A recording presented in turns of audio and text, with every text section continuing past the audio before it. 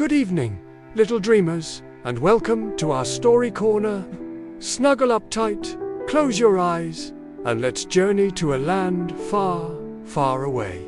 Once upon a time, nestled between the whispering woods and the crystal river, lay a kingdom bathed in perpetual twilight. In a cozy little cottage, thatched with moonbeams and gingerbread, lived a girl with hair as golden as spun sunshine. Her name was Goldilocks, and tonight she was feeling particularly adventurous.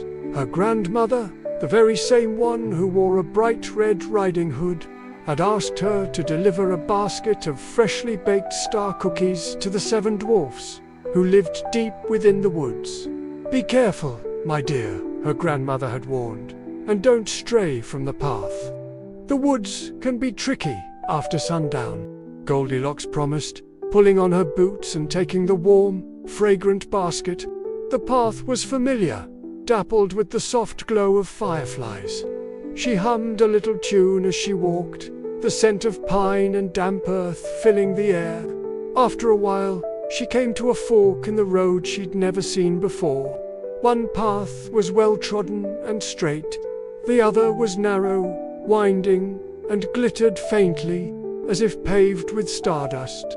Remembering her grandmother's words, she hesitated. But the sparkling path called to her sense of wonder. "Just a little peek," she whispered to herself. "What harm could it do?" She took the glittering path, and almost immediately the woods transformed. The trees were taller, their leaves shimmering silver, and strange, beautiful flowers pulsed with a gentle light. It was enchanting, but soon the path twisted and turned so much that Goldilocks realized she was lost. The fireflies were gone, and the woods were darker now. A shiver of fear prickled her skin. Just as a tear began to roll down her cheek, she heard a voice, smooth as silk and twice as mysterious. "Lost, little one?" Goldilocks spun around. Lounging on a thick branch above her was a cat, but not just any cat.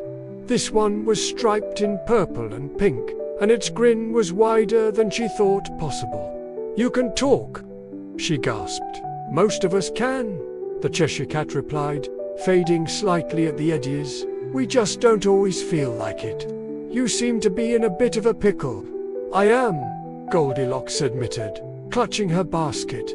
"I'm trying to find the 7 dwarfs' cottage." The cat's grin widened. "Ah, the miners. Always digging, always singing. A rather noisy bunch. To find them, you must first cross the river, and for that, you'll need the ferryman. But be warned, he asks for a riddle." The cat then vanished completely, leaving only its grin hanging in the air for a moment before it too disappeared. A talking cat. Goldilocks shook her head in amazement and continued in the direction the cat's disembodied grin had pointed. Soon, she heard the gentle lapping of water and came to the bank of the crystal river. A small, sturdy boat was tied to a post, and sitting in it was a well-dressed frog, wearing a tiny golden crown. "Good evening," Goldilocks said politely. The Frog Prince looked up. "A traveler, are you seeking passage across the river?" His voice was surprisingly deep and regal. "Yes, please," she said. "As the ferryman, I require payment," the frog declared. "Not in gold, but in wit. Answer my riddle, and I shall take you across. What has an eye, but cannot see?" Goldilocks thought for a moment. Her grandmother loved riddles. An eye, but cannot see. She looked down at her sewing kit, which she always carried in her pocket. "A needle," she exclaimed. The Frog Prince chuckled, a deep, rumbling sound. "Correct. A clever mind. Hop in, and I will take you to the other side." The journey across the crystal river was magical. The water glowed with a soft, ethereal light, and fish with scales like jewels swam alongside the boat. The Frog Prince pointed out constellations mirrored in the water's surface. On the other bank, a tiny lantern was glowing. "There," the frog said as the boat nudged the shore. "Follow the light. It will lead you to the dwarves' home. Safe travels." Goldilocks thanked the frog prince and hurried towards the lantern. It was hanging on the door of a cottage that seemed to have grown right out of the earth, with a roof of moss and a chimney puffing out smoke that smelled of pine wood and stew. The door creaked open before she could knock. Inside, it was warm and bustling. The 7 dwarfs were gathered around a long wooden table. They looked up in surprise. "Well, look what the cat dragged in," grumbled Grumpy, though his eyes twinkled. "It's Goldilocks," chirped Happy. Come in, come in. You're just in time for supper." Goldilocks smiled, her fear completely forgotten. She presented the basket of star cookies, which was still warm. The dwarfs cheered and made a space for her at the table.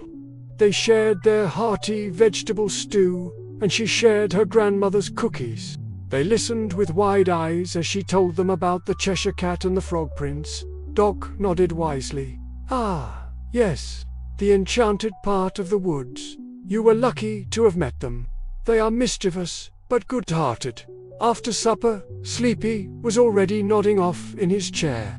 It was getting late, and Goldilocks knew her grandmother would be worried. "Don't you worry," said Doc, noticing her concern. "We know a shortcut. It's perfectly safe, and it will take you straight to the edge of the woods by your village." The dwarfs lit their lanterns and escorted her along a secret tunnel that ran beneath the roots of the ancient trees. It was dry and cozy, and the walls sparkled with veins of gold and silver. They sang a soft, marching song to light the way. In what felt like no time at all, they arrived at a large, round door. "Here we are," said Doc, pushing it open. Cool night air washed over them, and Goldilocks could see the familiar lights of her village just ahead. She thanked each of the dwarves with a hug. "Thank you for everything," she said. "It was a wonderful adventure." "The best adventures are the ones that lead you safely home," Grumpy said, trying and failing to look stern. Goldilocks hurried back home, her heart full of the evening's magic. She slipped into her bed, the images of a grinning cat, a royal frog, and 7 kind dwarfs dancing in her head. She learned that even when you get a little lost, kindness and a little bit of courage can always help you find your way. And sometimes the wrong path can lead to the most wonderful adventures. And as Goldilocks drifted off to sleep, she knew she would dream of glittering paths and talking animals, safe and sound in her own warm bed. Now it's your turn, little one. It's time to close your eyes and let your own adventures begin in dreamland. Sleep well. Thank you for listening. Don't forget to come back for another story time soon. Good night.